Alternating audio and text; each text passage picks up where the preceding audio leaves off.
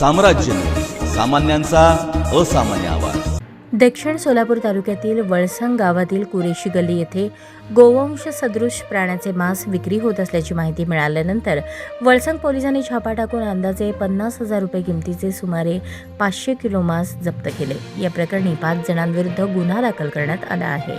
पोलिसांनी दिलेल्या माहितीनुसार 4 मार्च रोजी सकाळी 7:30च्या सुमारास वळसंग पोलीस ठाण्यातील पथक कर्तव्यावर असताना गोपनीय बातमीदारामार्फत माहिती मिळाली की वळसंग येथील अमीन गुलाब कुरेशी यांच्या दुकानात गोवंश सदृश प्राण्याचे मांस विक्रीस ठेवले आहे।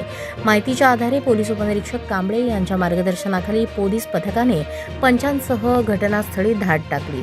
सकाळी 8:15च्या सुमारास दुकानाची तपासणी केली असता तिथे मोठ्या प्रमाणात गोवंश सदृश प्राण्याचे मांस आढळून आले।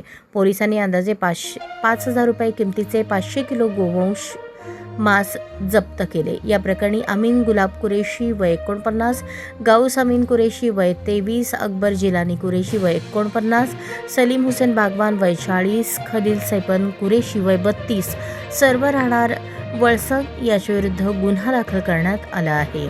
या संदर्भात पोलीस नाईक राहुल बंदकर यांनी सरकारतर्फे फिर्याद दिली असून पोलीस ठाणे अंमलदार बंदीछोडे यांच्या समक्ष जबाब नोंदवण्यात आला आहे।